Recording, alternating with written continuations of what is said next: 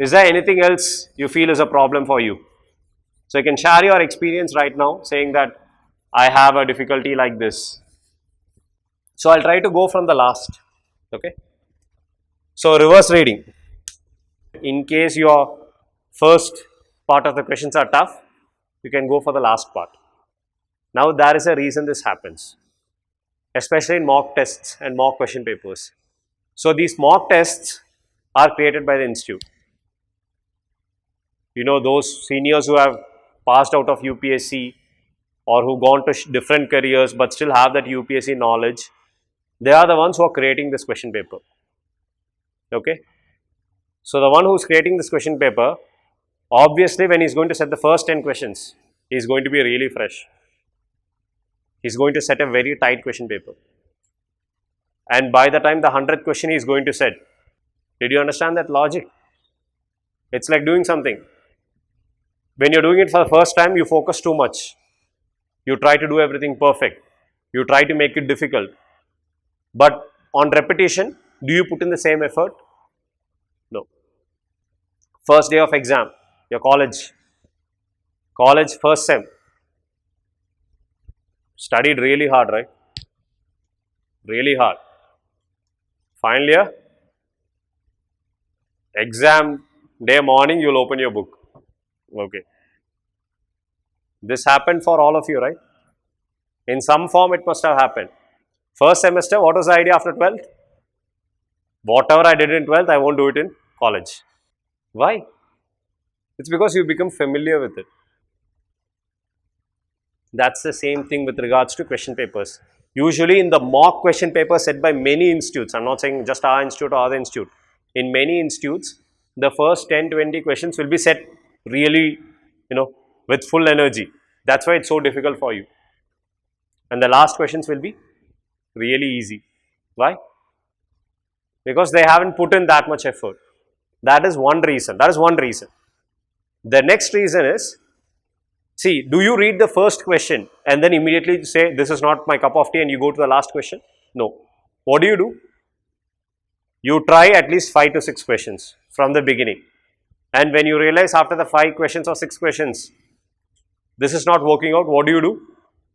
You jump to the last question. Now the idea is, your brain takes some time to kickstart. You're sleeping, I wake you up and ask you like, okay, what are the multiplication tables of 2? You'll be like, wah. I ask you your name, you will be panicking. What is your name? You won't even remember your name. Why? Your brain needs time to start. Now, looking at the first question, doesn't matter how easy it is, it's always going to take time. Second, third, fourth, fifth, your brain is starting up. By the 5th question, your brain is okay. But by then, you panicked, you're stressed, you feel you don't know anything, you go to the last question. But at the last question, you believe from the back, it will help you. So your stress level falls down. Your brain is working normally. You look at the 100th question, you can get the right answer. Do you understand the logic behind it? So in the mock questions, it can be either like this. In UPSC also, it can be like this. UPSC will be more like what I said in the second part. Your brain takes time. Why? You get up in the morning early, you finish off your morning ritual, your parents come bless you, do a prayer, do all the bhajan, and they'll be like, go. You go there, you go to the center half an hour, 1 hour before, and you see 100 people others who are like studying like anything. You forget the fact that you've been studying for 1 year. You absolutely forget the fact that you've been studying for 1 year. At that moment, you have to study. You see that you didn't bring anything. Someone is saying, okay, do you know what is Article 30? And you don't even know what it is. Is it a fundamental right, DPSP? Everything has gone out of your head. Someone is reading the newspaper, and when you ask him, he says current affairs. You know that you haven't prepared on your current affairs. With all the stress, you go inside, they push a OMR in front of you and say, bubble your roll number. You have to make sure you bubble it in a proper way. They make you stew there for 15 minutes. You feel like it's an oven. The fan is not working properly, the table is shaking. The nearby person is vibrating his leg. Your table is again. These are all things which irritate you. In a normal scenario, it won't irritate you. Why? You're not under stress. If someone sitting right next to you is shaking their leg, you won't even bother. If one day morning you're going to college, your mom says, go with my blessing. You'll be like, okay. And you'll just walk away. You won't even bother to listen to what she's saying. Half of the days you go to college without breakfast, without brushing your teeth. For this exam, you wake up, you brush your teeth, you feel that you haven't brushed it enough. You eat food, you feel that what if I eat too much and my stomach gets upset? Yeah, you start thinking of all the negative scenarios. You know what the problem is? Stress. In short, this is what we say as stress. So to mitigate that stress, some believe reverse reading is good. It's all because of stress. With all the stress, you go and get the question paper, definitely your first question is not going to work. Why? There is enough load on your head. With this much load, I ask you what is your name, you will write Donald Trump. You need to let that stress go. Or you need to divert it. See, it's very easy to say, let that stress go. We are not Buddha. We can't say that, okay, I'll let my stress go. It's not going to happen like that. What we can do is, we can change the way we think. You know, we can just keep the stress away and start doing something different. One way is, we look at the question paper, we start focusing on the question paper. But because of that stress, your brain doesn't kickstart very quickly. It takes some time. First question 0, second question 0, third question 0. Your brain is ready. Fourth question 0, fifth question 0. Your brain is now good to go. But by then you are again panicking. You go back to the reverse, you start doing it. It works. It's just a matter of attitude. But if you feel that if you go from the reverse, it's going to help you, feel free. UPSC is not going to bother like whether you did from 1 to 100 or 100 to 1 or 25 to 30. It's all your personal choice. If you feel that reverse questions is good, go for it. But this is the psychological thing that works in reverse questions. Is this clear? Okay. One more. Next, 15th question, or the 15th one which I had noted. Ministry schemes outlay. We always get a doubt. So, whenever you are learning your current affairs or your ministerial schemes or the outlay, how much money they are allotting to it, there is a story behind it. There is always a story behind every scheme. There is some political or economic or social objective to release that scheme. Do you understand? And that objective of that scheme will tell you how much money it's worth.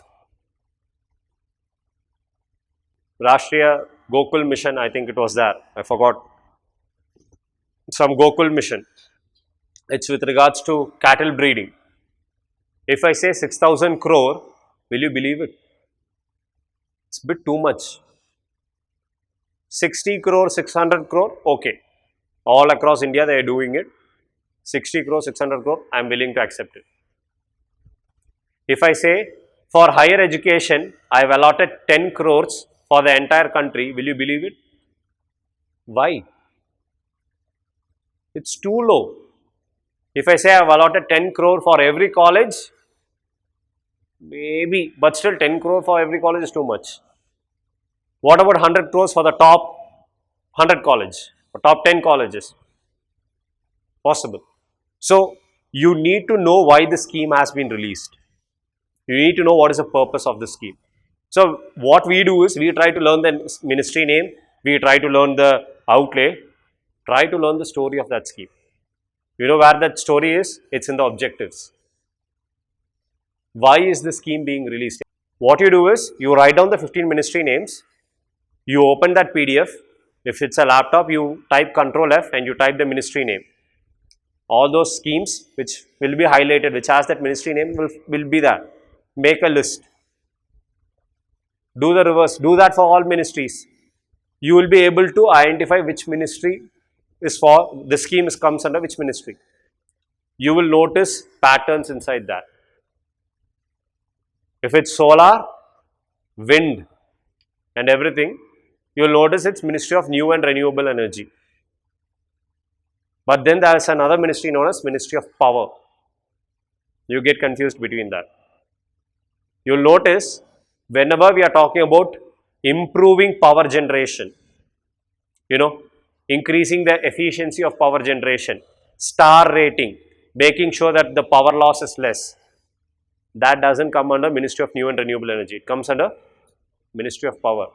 You know that 5-star rating, electricity, EESL, BE, they are all boards and bodies which come under Ministry of Power, not Ministry of New and Renewable Energy. You need to get that list of ministry. You have to do it. You have to do it by yourself. Why? If I show it to you, will you remember that? You need to do that work by yourself. Create a list of ministry. Go do a search. Because if you put in an effort for 2 hours, the possibility of you making right 3 questions is large. That's a very good rate of return. Okay? So, that's how you learn. You find out the major ministries, you find out the major schemes involved in them, you read their objectives, only their objectives. Just by knowing that, you will know how much money is supposed to be given for that. See, if it's a scheme with regards to health, something like, something like insurance coverage, is 100 crore enough? If it's for the entire population, and they are saying that we are giving a scheme for insurance coverage at 100 crore, that's not enough. So that time your logic should work. And that logic will work when you have the knowledge of what the scheme is all about. So many a times we may not be able to remember the scheme directly, but by reading the scheme name, Krishi, farming, agriculture, Kisan, farmer. Read that. So you say like, sir, I don't know Hindi, I don't know Sanskrit. It's okay. I'm not asking you to speak in Hindi. I'm asking you to learn some keywords in Hindi. Kisan, Krishi, Bayoshri. These are all terms you can learn easily. Not asking you to learn an entire new language. That'll be what, 10, 20 terms, 20 words at most. They're changing it again and again and asking. Take those 20 words, learn it. We are learning so many things. You think you can learn at least some few words of Hindi and Sanskrit? It won't be difficult for you. Please do that. Okay? And your ministries, the schemes and the outlays will be good. And with regards to ministry, create a chart. Okay? Write the name of the 20 ministries. Find out the major schemes.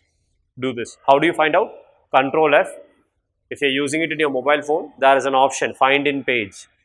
Type the name of the ministry, it will all come. Wherever the ministry's name is mentioned, you can find it out. You can just search it, write down. Do it by yourself or combine it with 1 or 2 people. And even when you're doing it combined, don't push the burden on others. Because the idea is you should be doing that work for it to stay inside your head. You press Control F and you type it, but if someone else is writing, what work did you do? Control F, Ministry of Science and Technology. That won't help it stay in your mind. Both of you write it. Please do that. Okay? You can combine it and do. And when you are done, just check it with your friends. See whether you missed out on any schemes. It's not necessary that everyone has to cover all schemes. Just check it with a few of your friends. It should be enough. It's more than enough. Are we clear? Okay. So with regards to the ministry, we are done.